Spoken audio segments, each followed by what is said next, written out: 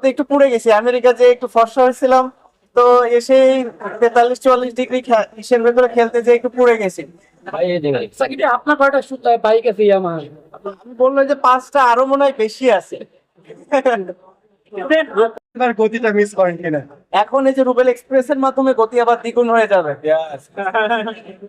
Request করেছেন কজন প্লেয়ারের জন্য শোরুম জন্য দিতে পারে? সব প্লেয়ারের প্রশ্ন করেন যে কারে কারে ইয়ে করা হয়েছে, বাট হ্যাঁ অনেক প্লেয়ারই আমার বাইক ইউজ করে। আমার কাছে এর সব থেকে বড় রিজনটা মনে হয় আসলে স্টাইল, কমফোর্ট, এলিগেন্স, সব দিক থেকে বাইক লাভাররা যেটা পছন্দ করে হচ্ছে যে যদি একটু বেশি সময় ধরে বাইক রাইড করতে হয় তারা যেন কমফোর্টেবল ফিলটা করে। সেই দিক থেকে আমার কাছে মনে হয় ইয়ামাহার কোনো চুরি নাই। স্বাভাবিকভাবে এই কারণেই শুধু প্লেয়াররা না, আরো অনেক সেক্টরের মানুষই আছে যারা এই ইয়ামাহার বাইক গুলো পছন্দ করে।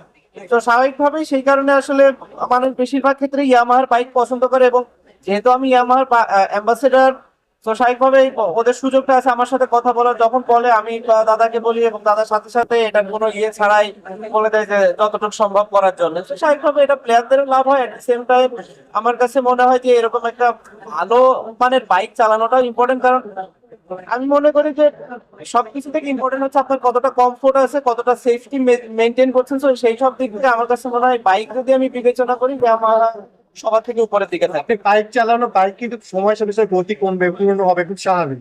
রুবেল ভাইয়ের যে স্বর্ণালী গতির সময় ছিল, আপনার সাথে মাঠে খেলেছেন, ওই রুবেল ভাইয়ের গতিটা মিস করেন কিনা? এখন এই যে রুবেল এক্সপ্রেস এর মাধ্যমে গতি আবার দ্বিগুণ হয়ে যাবে। গতকালকে সেঞ্চুরি করলেন, আজকে মাদারীপুর আবার এখানে। আপনি বলেছিলেন যে পারে সকালে মাগুরা ছিলাম, যে পারে সে সব পারে, ক্লান্ত লাগে না? দেখে মনে হচ্ছে ক্লান্ত। রোদে একটু পুড়ে গেছি আমেরিকা যে একটু ফর্সা হয়েছিলাম। তো এসে 43-44 ডিগ্রি হিসের ভেতরে খেলতে যে একটু পুড়ে গেছি।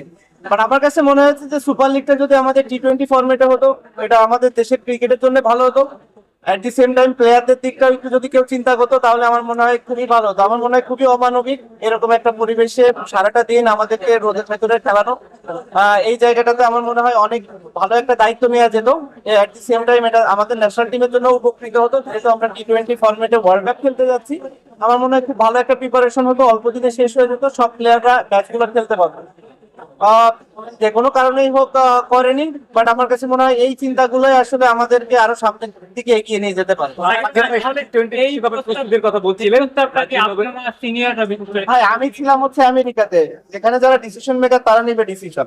আমি যেদিন হব সেদিন নিবে। সাকিব ভাই, 2025-এর ফেব্রুয়ারিতে চ্যাম্পিয়ন্স ট্রফি হবে ওয়ানডে ভার্সনে, জানুয়ারিতে টি-20 ভার্সনে বিপিএল, সেটা কিভাবে দেখবেন তাহলে? দেখুন বিপিএল এর সময় বিপিএল হবে, কিন্তু আমরা সারা বছর ওয়ানডে ফরম্যাটটাই খেলি। আমাদের ওয়ানডে ফরম্যাট একটা, যে আমাদের জন্মের পর থেকেই একটা ফরম্যাটে আমরা সবসময় কমফোর্টেবল ফিল করি। তো আপনি একটার সাথে আরেকটা মেলাতে কখনোই হবে না, আপনার জিনিসটা বিবেচনা করতে হবে। যেহেতু আমাদের টি-20 ওরকম কোনো খেলাই হয় না একমাত্র বিপিএল ছাড়া, যেখানেও ওভারসিজ প্লেয়ারদের দাপটটা অনেক বেশি থাকে। স্বাভাবিকভাবে আমাদের লোকাল প্লেয়ারদের সুযোগটা একটু কম হয়। টপ অর্ডারে দেখা যাচ্ছে কোনো দলের ব্যাটসম্যানরা বিদেশি, কোনো দলের মেন বলাররা বিদেশি।